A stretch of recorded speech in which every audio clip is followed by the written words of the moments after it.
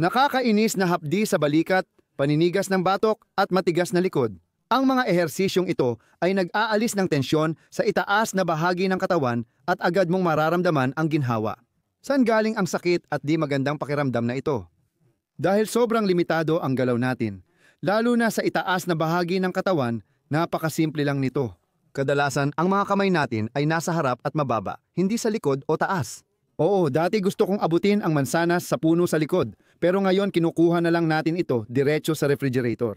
Ibig sabihin, ang mga galaw papunta sa likod at pataas ay halos hindi na napapansin o kulang na. Dahil dito, lalong sumisikip sa harap at naiipit na. At sa likod, lalong nagiging mahirap labanan iyon.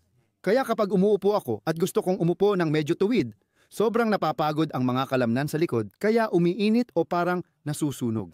Malalaman mo agad ang pakiramdam matapos ang mga ehersisyong ito kapag nilalabanan mo iyon. At para maluwagan natin ito ng maayos sa harap, magsisimula tayo sa isang sulok o kung wala kang bakanting sulok, sa pintuan, syempre dapat bukas ang pinto para may espasyo kang makadaan doon. Magsisimula tayo sa sulok. At kahit sulok man o pintuan, tumayo ka sa harap nito. Iunat mo ang mga braso ng pahalang. Sige, ngayon lumapit ka pa ng kaunti hanggang sa madikit ka sa mga pader o sa pintuan. Pagkadikit mo, umatras ng kalahating hakbang ang isang paa at sumulong ng kalahating hakbang ang isa pa. Sige, huwag kang pumasok masyado sa unahan para hindi mo mabangga ang balakang mo mamaya. Dahil sa ehersisyong ito, ang dapat mong igalaw ay ang dibdib paabante at di ang ibabang bahagi ng katawan. Ngayon, itaas mo pa ng kaunti ng pahalang para medyo paakyat ka, mga 10 degrees ang anggulo, sabi nga nila, siguro mga kaunting taas lang. At ngayon, itutok mo ang itaas na dulo ng iyong dibdib sa kanto at idiin mo nang idiin ang bahaging iyon papasok sa kanto. At igalaw mo ang mga binti mo paabante at paatras. Siguraduhin mong komportable kang nakatayo at kayang ayusin ito ng maayos. At kadalasan ngayon, kapag iniyuko mo ang unahan mong tuhod, madali kang makakapasok pa lalo sa sulok sa pamamagitan ng pagyuko nito. At mapapansin mo ang tensyon dito sa harap ng dibdib, sa balikat, papunta sa mga braso. Itong buong bahagi na sa araw-araw ay lalong nagsasara at sumisikip. Ngayon ay maganda nang nabubuksan. Huminga ka ng mas malalim habang nakaunat, mapapansin mong lalong humihigpit ang hatak sa harap. At syempre, dapat pa rin kaya at komportable ang nararamdaman mong hatak. Napakahalaga nito para hindi masyadong matindi. At ngayon, gagamitin na natin ang ating lakas sa pag-ehersisyo. Ibig sabihin, itutulak mo gamit ang 2 kamay o braso, kahit anong pinto o sulok na sandalan mo. Itutulak mo paabante at pagkatapos ay iigtingin mo ng husto ang parte na iniinat dito, talagang madiin ang pagtulak. At pagkatapos, magpapahinga ka ulit, papasok ka palalo at ulitin mo. Itutulak mo ng madiin, tapos bibitawan mo ulit, papasok ka pa ulit. At itutulak mo ulit ng madiin, bibitawan mo ulit, papasok ka pa ulit. Ngayon, tumayo ng tuwid at maglakad ng diretso palayo sa pader. Hilahin pabalik ang mga braso mo nang aktibo nang hindi inaarko ang likod. Hilahin mo ng maayos, hilahin mo ng maayos, hilahin mo ng maayos, hilahin mo palalo. Sige, at hayaan mong bumagsak sandali ang mga braso mo. At ibalik mo ulit sila sa gilid. Ngayon, itaas pa natin para maabot ang ibang mas maiikling hibla. Lumapit sa unahan hanggang makakontak ka gamit ang door frame o sulok alinman ang meron. Iunat mo ng todo ang iyong mga siko. Mas matarik na ang anggulo ngayon. Mapapansin mo, iba na rin ang pag-unat ngayon. Iba ang pakiramdam dahil ibang mga hibla na ang hinihila at iniinat. At dahan-dahan mong iniinat ito ng paunti-unti. Laging itakda sa paraang kaya mo pa ring tiisin ng maayos. Mararamdaman mo ulit ang pag-inat dito sa bahagi ng dibdib, sa balikat, papunta sa mga braso. Pwede pa nga itong umabot hanggang sa mga daliri. Depende kung gaano kaikli ang mga kalamnan mo na nakasanayan mo na sa araw-araw. Ipatuloy ang pag-stretch. Huminga ka ng malalim at pagkatapos ay ilabas ang hininga mo. Itulak mo ngayon ng 2 kamay ng malakas sa pader. Hayaan mong magtrabaho at mag-ipon ng lakas ang mga kalamnan, lalo na ang mga maikli sa harap. At ang pagpapalakas ng kalamnan habang nakaunat, napakahalaga niyan para sa mga kalamnan. Mararamdaman mo ang epekto nito. Pagkatapos, mag-relax ulit at dagdagan ang pag-unat. Tama yan. At ulitin mo ulit. Itulak mo talaga laban sa mga pader o sa pintuan. Pagkatapos mag-relax ulit at dagdagan pa ang pag-unat. At ngayon, lalabas ka pero panatilihin mo ang mga braso sa posisyong ito at hilahin mo ulit pabalik ng maayos. Hilain mo talaga pabalik at dagdagan pa ang paghila.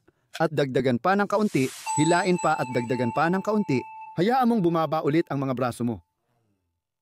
Sige, ang susunod na ehersisyo ay sa banig o sa carpet. Pumwesto ka sa 4 na paa ina.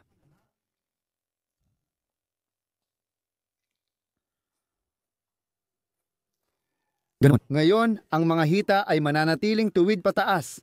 Ang mga kamay ay ilalagay sa lapad ng balikat at ang mga hinlalaki ay magkadikit. Bahagyang paghiwalayin ang mga hinlalaki. Dapat magkadikit lang ng kaunti. Iyan ang sukat ng balikat. Dito magsisimula.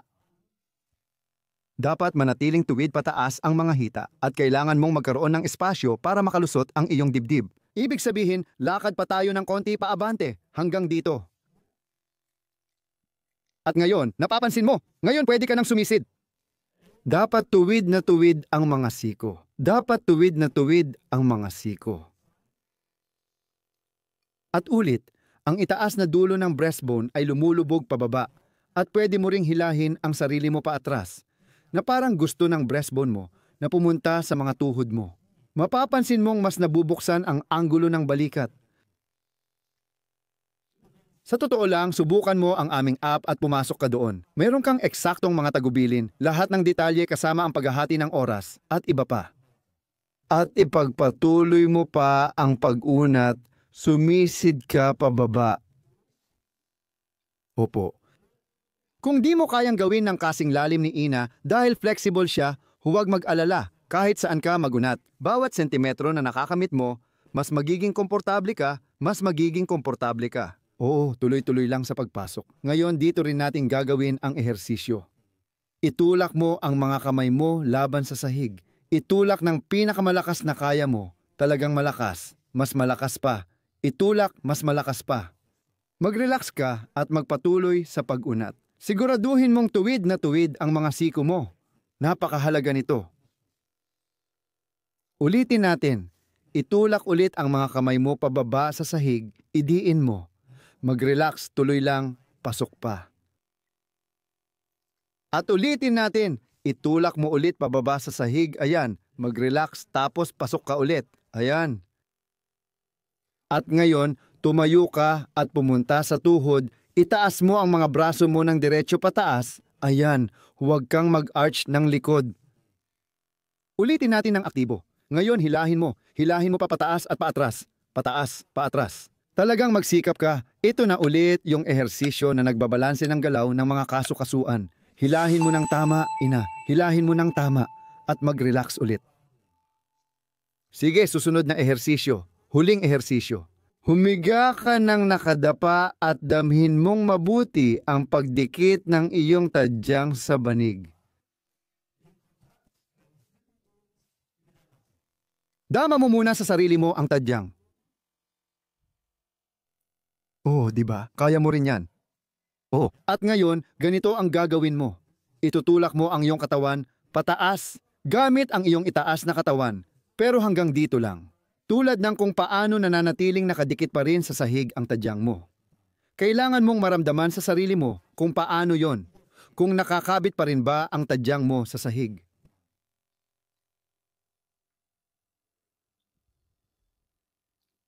At unti-unti mo pang dagdagan. Sige, panatilihin mong magkadikit yan at ilapit ang baba sa lalamunan mo. Oo, huwag mong iatras masyado ang ulo mo. Bagkus, ilapit mo ang baba mo sa lalamunan mo. At pagkatapos, itaas mo ang buong itaas na bahagi ng likod mo pataas. Pero, may kontak ka pa ba sa tadyang? Oh, itong tadyang dito. Kailangan pa ring manatiling may kontak ang bahaging ito. Para yung itaas lang ang talagang nai-stretch at nai-extend. At ngayon, gagawa rin tayo dito ng lakas na ehersisyo. Gagawin mo ito sa pamamagitan ng pagtulak ng iyong katawan gamit ang mga braso mo laban sa sahig. Puwersahin pababa sa sahig ang mga braso mo gamit ang lakas ng katawan. Parang may dalawang kariton na nakapatong doon. Dapat mas gumalaw ang mga kariton at manggagaling sa tiyan mo ang lakas. Tamang pagkapit, pagkatapos ay mag-relax at saka itaas palalo. Itaas ang baba, papuntang lalamunan, laging dapat may kontak ang tadyang. Tandaan mo. Oo, tama. At isa pa, gamitin mo ang lakas ng katawan para idiin ang mga braso laban sa sahig. Mag-relax at umangat, pero huwag i-overextend ang ulo. Dapat nakakapit pa rin ang tadyang mo. Sige, pagkatapos ay dumapa at magpahinga. Ang galing ng ginawa mo.